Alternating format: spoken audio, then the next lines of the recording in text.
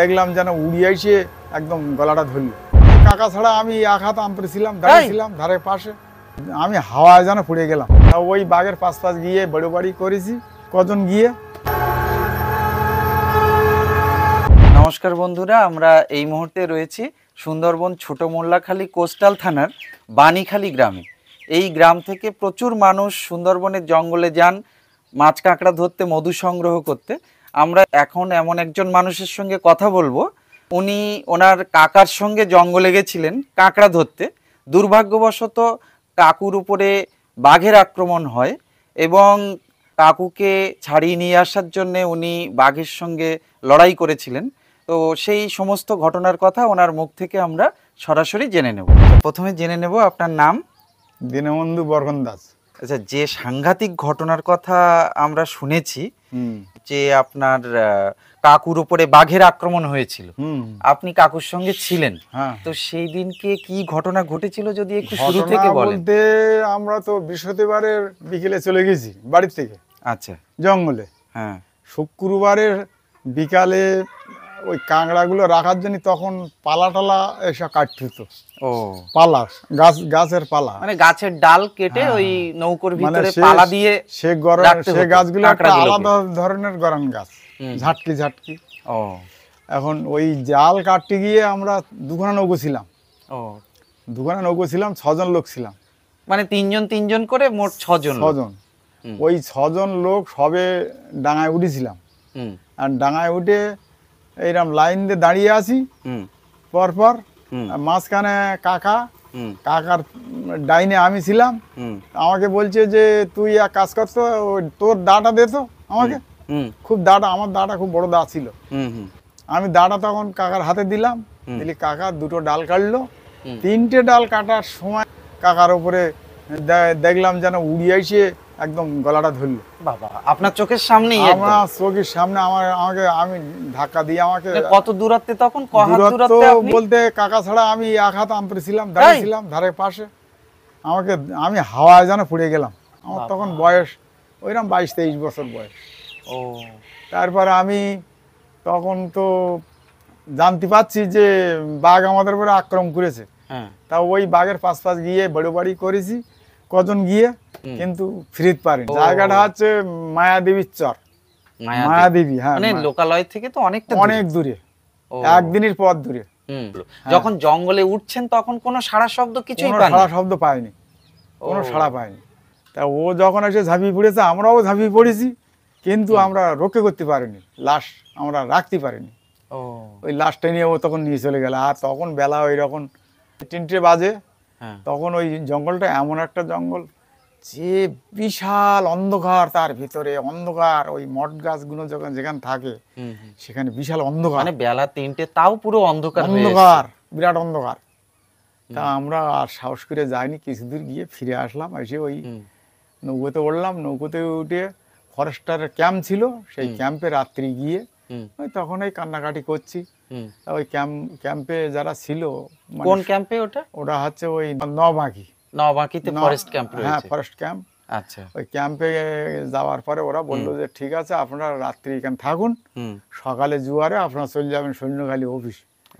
সকালে জোয়ারে আমরা সৈন্যখালী অফিসে গিয়ে বললো যে ঠিক আছে, জায়গাটা বলুন কোথায়। আমরা জায়গার কথাটা তো বললাম। তা বললো যে আপনার লাশ কি কেড়ে এনেছেন? না, লাশ আনতে পারিনি। তা ওরা বললো যে তাহলে তো আর কিছু করার নেই, লাশ আনতে পারলে আমরা লাশটা পোস্টমর্টম করতাম, কি যা করার দরকার আমরা করতাম, কিন্তু লাশ তো আনতে পারেননি। আমাদের পাশে নৌকো ছিল। এই করে ওখান থেকে ফরেস্টারে জানিয়ে আমরা আস্তে আস্তে বাড়ি আসলাম। আর বাঘটা এসছে ঘন জঙ্গল থেকে? হ্যাঁ, ঘন জঙ্গল থেকে, মানে উড়িয়েই এসছে, মনে হচ্ছে জানো উড়িয়ে এসে ধরেছে। আমার কাকা তো 5 হাত মরদ ছিল, 5 হাত লম্বা, উড়িয়ে এসে গলা ধরেছে। মানে শুধু মঠ গড়ানের জঙ্গল না, ওখানে অন্য গাছও ছিল? অন্য কোনো গাছ ছিল না, কাঠগুলো ওই রকম 6 ফুট 7 ফুট করে লম্বা। সোজা এসে কি ঘাড়ে আক্রমণ করলো? ঘাড়ে না, ঝাপটা মেরে ফেলে দিস। ও, প্রথমে থাবা দিয়ে ফেলে দিল, মাটিতে ফেলে দিল, এইরকম নাতানান্তে ঘাট ধরলো। বাবা, ধরে পালিয়ে গেল। মানুষগুলো ধরলি শিরা কুষে দলা হিয়ে যায়, গেলি ওরা এই বুকির তলায় পড়ে, এই 2 পা হাঁটে আর মুখি ধরে, লাশটা বুকির তলায় পড়ে পুড়ে নিয়ে হারা গেল। ও সবসময় ভাগবত পুরাণ এইসব পড়তো আর কি। আপনারা কোনো সময় সুযোগ পাননি মানে? না না, তখন যে বেলা পিছনে গিয়েছে তো, গিয়ে- সময় থাকলে চেষ্টা করতাম, কিন্তু বেলা গিয়েছে তখন আর জঙ্গলে ফলে ঢোকা সম্ভব না, যদি আবার আক্রমণ করে। এরকম তো আবার আক্রমণের ঘটনা হ্যাঁ, ঘটে। অনেক ঘটনা আছে। তো কাঁকড়া যখন ধরতেন তখন কি দুটো নৌকো এক জায়গাতে থাকতো? না, কাঁকড়া ধরার সময় সব ফাঁক হয়ে যেত। হুম হুম। সন্ধ্যের সময় এক জায়গায় হতে হতো। ও সন্ধ্যের সময় এক জায়গায় হয়ে রান্না খাওয়া হ্যাঁ হ্যাঁ থাকা ওই এক জায়গায় করতে হতো। সকালে জোয়ার, হ্যাঁ। সকালে জোয়ারে কাঁকড়া ধরেছি, হুম হুম। ওটা ভাটায় বেরিয়ে গেছি, ভাটায় বেরিয়ে গিয়ে পালানিত গিয়ে এই দুর্ঘটনা। আচ্ছা, ওই যেটা বলছিলেন শুরুতে যে এই পালাগুলো রাখতে হয় এই কাঁকড়ার সঙ্গে, এর কারণটা কি? ওই কাঁকড়া কামড় দেয়, দিয়ে মারামারি করে কাঁকড়ায় ক্ষতি করে। ও ওই জন্য নৌকোর খোলে পালা এরা পা দিয়ে দবিয়ে হুম হুম।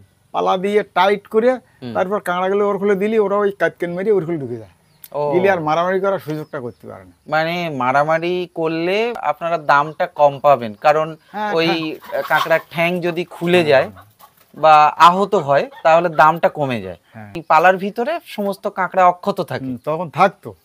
আচ্ছা। এখন যেরকম দড়ি দিয়ে বাঁধছে, ও তখন তো বাঁধার দিন ছিল না, তখন বাঁধতো না। হুম হুম তখন কাঁকড়ার দাম ছিল 25-30 টাকা পোন, হুম।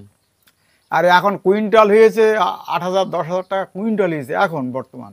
বাবা। আমরা যখন কাঁকড়া মারিছি তখন নৌকো ভর্তি করে নিয়েছি কাঁকড়া, হুম। কিন্তু পয়সা হয়নি, ও তখন দাম কম ছিল বিরাট, আর কাঁকড়া পাওয়াও যেত প্রচুর। তখন কাঁকড়া পাওয়া যেত প্রচুর।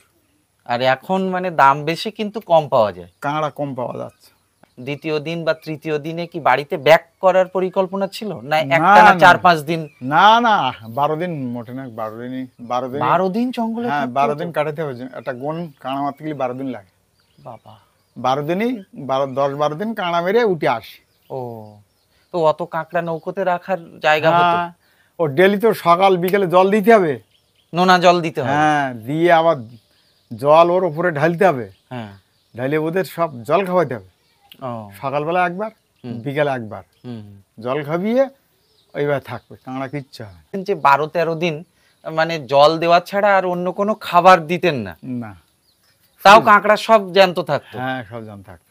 ওয়েট কি একটু কমে যেত, না ওয়েটও একই থাকবে? ওয়েট তখন তো ওয়েটে বিক্রি হতো না, হুম। তখন বিক্রি হতো ওই 80টা কাঁকড়া পোন, 1 পোন ও, গুনতিতে বিক্রি হতো? গুনতিতে বিক্রি হতো, তখন ওসব ওয়েট ফোয়েট দিত না। আচ্ছা আচ্ছা। এখন যেরকম ওয়েটে বিক্রি করে।